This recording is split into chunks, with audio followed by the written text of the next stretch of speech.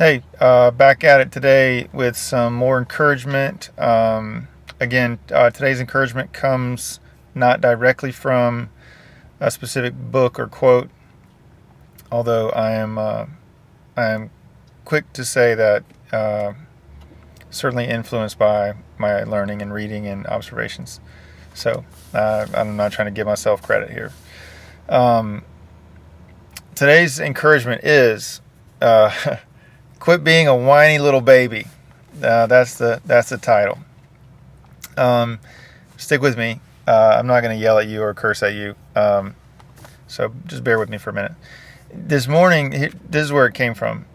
We have a small business that rents out equipment for events. So like wedding tents and chairs and tables and that kind of thing.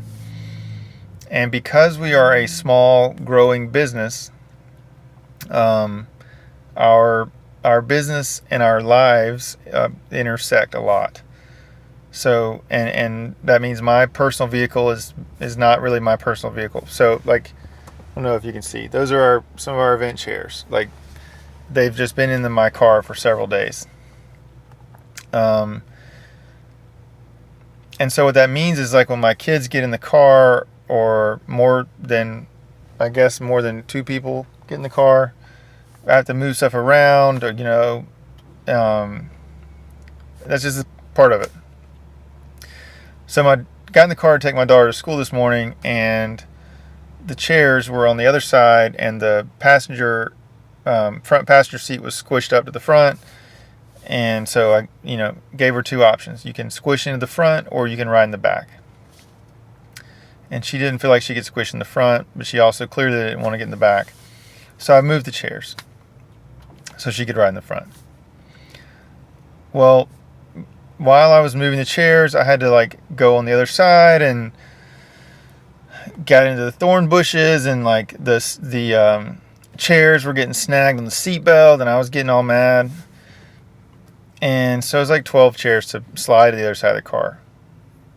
And I don't know if I'm going to be able to do this justice, but I found myself getting mad about moving the chairs, standing in the brush, the seatbelt getting stuck on the chairs, and I was getting mad,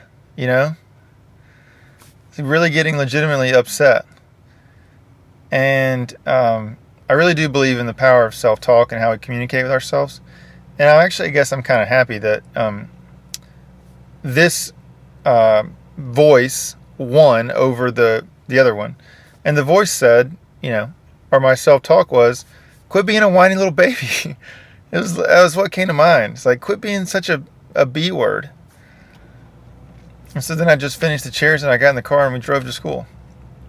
And it was fine. So maybe your voice is different, maybe your thing that comes up is different. And normally maybe that would be considered negative self-talk, but I think it's important sometimes that, the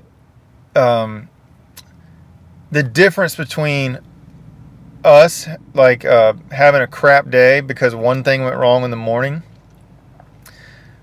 or us moving on and sort of under the understanding that of course something negative happened. That's how things go. Of course you have to move your stuff around because you own a small business, and that's how that works. Of course that happened.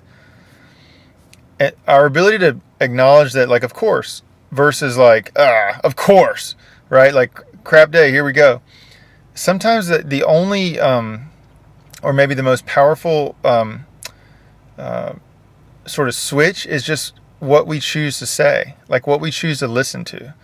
Do we choose to listen to of course this is happening again, this always happens, crap day, or of course I have to do that, move on, quit being a whiny little baby.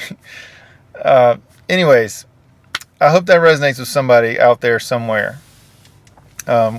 Whatever your reminder that you need when you start getting in the weeds, or listen to the gremlin voice, I'm pulling for you. I look forward to talking to you next time.